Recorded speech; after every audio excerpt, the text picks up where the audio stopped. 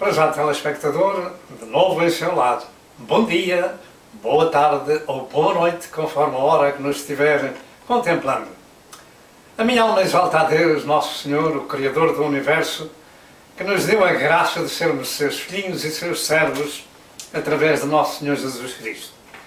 Neste dia nós vamos meditar, como sempre, num assunto de grande importância espiritual. Nós vamos falar acerca da grande tribulação. Naturalmente, é um estudo muito curto, porque levaria muitas horas a meditar, e por isso devemos apontar as Escrituras para depois ler. Assim nós vamos dar início a este assunto de grande importância. Você já tem ouvido falar acerca da grande tribulação?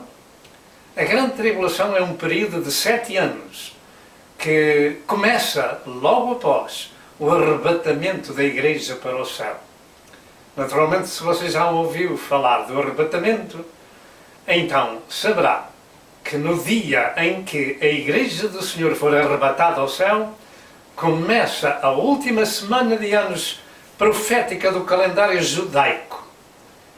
E essa semana de anos, que são 7 naturalmente, começa exatamente quando a Igreja de Cristo sair da terra. E haverão 3 anos e meio de paz aparente, com o anticristo e o falso profeta governando o mundo, e 3 anos e meio de grave destruição do mundo inteiro, em que apenas cerca de 1/4 da sua população irá ficar. De maneira que a grande tribulação é um tema de muita importância para que você não fique para ela. Vamos ler 2 textos da Sagrada Escritura.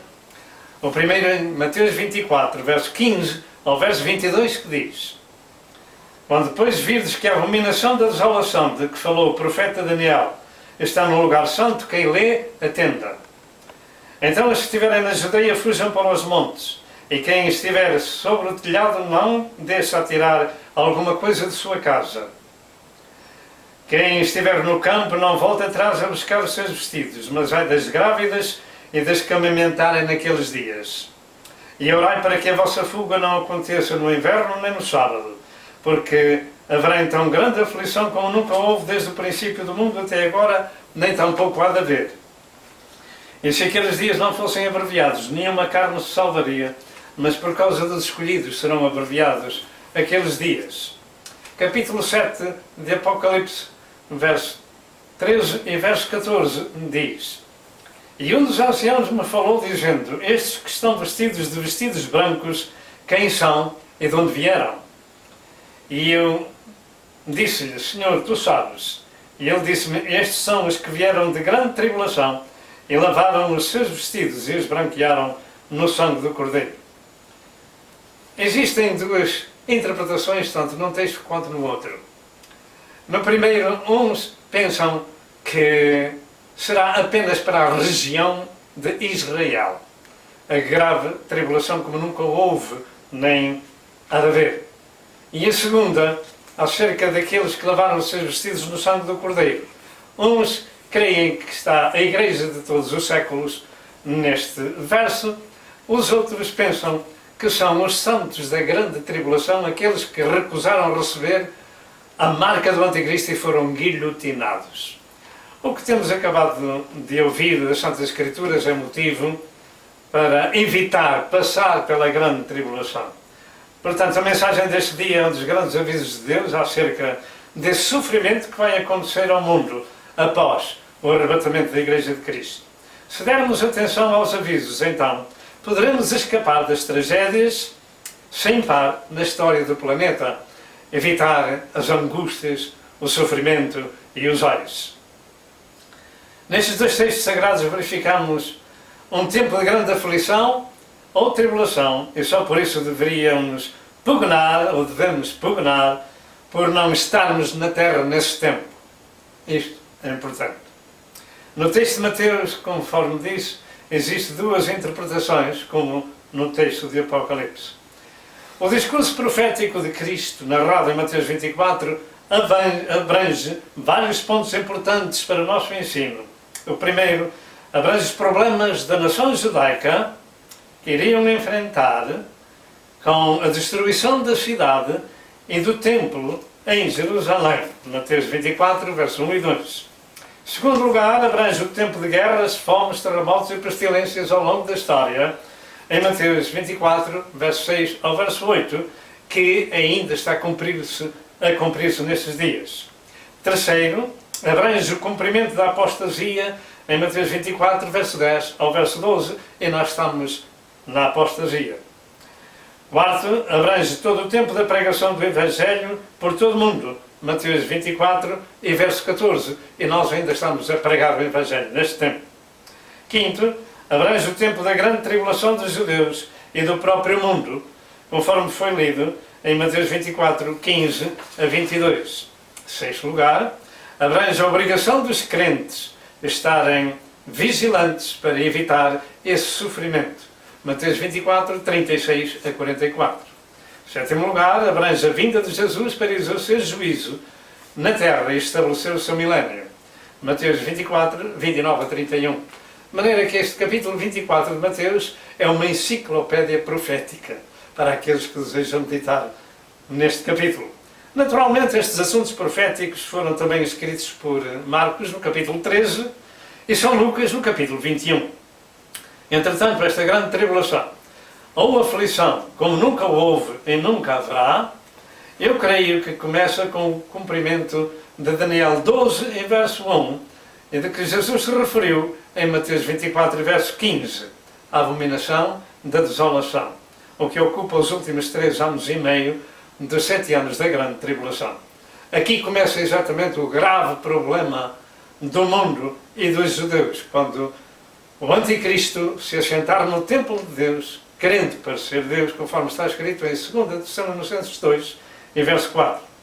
Este assunto abominável no tempo da grande tribulação é o templo de Deus já reedificado em Jerusalém ser então dessecrado pelo anticristo.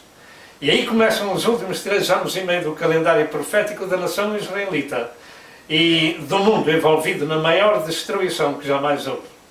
Eu creio que se cumpre por esse tempo o resto do Apocalipse, desde o capítulo 6 até o capítulo 18. Ninguém de bom senso que escuta estas palavras do nosso Senhor Jesus Cristo deveria gostar de ficar na terra para enfrentar a ira de Deus sobre todo o mundo. O facto é que o mundo nesse tempo ficará reduzido a cerca de 1/4 da sua população. Tal será a destruição que virá sobre todo o mundo. Primeiro, esse tempo da grande tribulação, Jesus descreve o assunto como único na história. No verso 21 diz: nunca houve igual, nem haverá. Portanto, esse tempo nunca houve, nem haverá, desde que há homens na terra. Segundo, será sem igual na sua severidade, será muito severo. Louvado seja Deus, será de muita angústia. Então será a sua destruição, que o nosso texto afirma que se aqueles dias não fossem abreviados, nenhuma carne se salvaria. Verso 22. Terceiro, haverá providência divina por causa dos escolhidos, creio que é Israel. Aqueles dias de destruição serão encurtados, ou abreviados, ou resumidos, conforme diz o verso 22. Quarto, a grande tribulação é também conhecida nas Santas Escrituras por outros nomes, ou seja, primeiro o dia do Senhor, Joel 1:15, Joel 2, 1 e 2, Isaías 2, 12 a 21 e Amós 5, 18 a 20. Segundo, o dia do Senhor também é conhecido pelo dia da ira de Deus. Apocalipse 6, 16 e 17, Sofonias 1, versos 14 e 15, e em terceiro lugar, o dia do Senhor é também conhecido pela tribulação de Jacob, Jeremias 30, verso 7 e verso 8. Quinto lugar, a grande tribulação culmina, ou acaba, com as 7 últimas pragas e com a guerra do Armagedão, narrada em Apocalipse 15 e Apocalipse 16. Então Jesus voltará para a terra em grande glória para exercer o seu juízo na terra, como diz em Mateus 24, 29 e 30 e Apocalipse 19, verso 11 ao verso 21. Portanto, não queira ficar para o tempo da grande tribulação, mas prepare-se para ir no arrebatamento da igreja, ou prepare-se para ir hoje ou amanhã porque nós não sabemos quando somos chamados à presença de Deus. Muitos saem de manhã para o trabalho, mas não voltam à noite. Outros vão fazer uma viagem de avião, mas não chegam ao destino. E assim é. Nunca sabemos qual é o dia que findamos os nossos dias na Terra. De maneira que devemos estar sempre preparados, mas se ficarmos para esse tempo da vinda de Jesus para o arrebatamento, então precisamos ser pessoas salvas, pessoas regeneradas, pessoas santificadas, pessoas justificadas e redimidas pelo sangue de Cristo, como dizem em Romanos 3, 21 a 26. Este evento da volta de Cristo para a Terra, ele naturalmente dará o princípio à sétima dispensação, ou seja, o milénio de Cristo na Terra, como se vê em Apocalipse 19, 1000 anos de paz. E agora, antes de terminar, nós vamos deixar 3 ilustrações de uma irmã chamada Pat Marvin Smith, que ilustrou diversas coisas, em especial aquilo que vamos ver. A primeira ilustra o capítulo 6 do Apocalipse, em guerras, fomes, pestes e mortes, ou seja, os 4 cavalos do Apocalipse que nós já estamos a ver, a contemplar.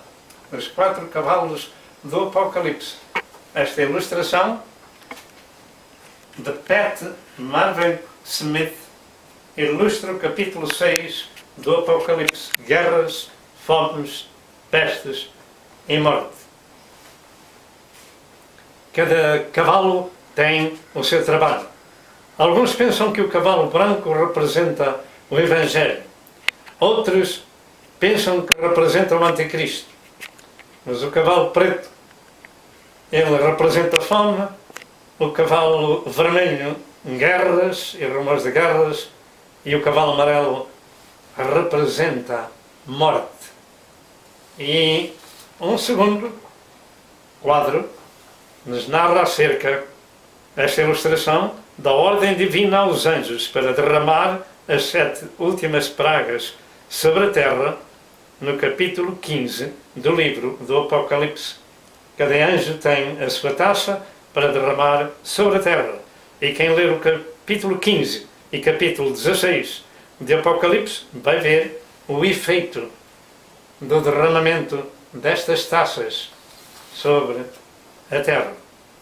E a terceira ilustração ilustra o conteúdo dessas taças da ira de Deus sobre a terra no Apocalipse capítulo 16. Cada uma delas a pior. E com ela terminam a guerra do Armagedão. Naturalmente Deus tem para cada um de nós algo de maravilhoso. Isto é, Deus tem no céu uma cidade preparada por nosso Senhor Jesus Cristo, ou seja, a Nova Jerusalém. Jesus disse que ia preparar um lugar na casa do Pai. E depois voltaria para nos levar para esse lugar. Então, você e eu temos no céu, na casa do Pai, um lugar para morar. E assim o que foi ministrado serve de aviso para evitar passar pela grande tribulação, onde a destruição material e humana será sem precedentes na história da humanidade. Esta casa do Pai, que temos vindo a falar, encontra-se em João 14, 1 a 3, em Apocalipse 21, 1 a 27. Não fique para a grande tribulação, mas procure na sua área uma igreja evangélica onde se ministra o novo nascimento espiritual. E aí, dê o seu coração a Jesus e tente viver uma vida de santificação diante do Senhor. Que o Senhor vos abençoe e até outra vez, se Deus quiser. Amém e amém.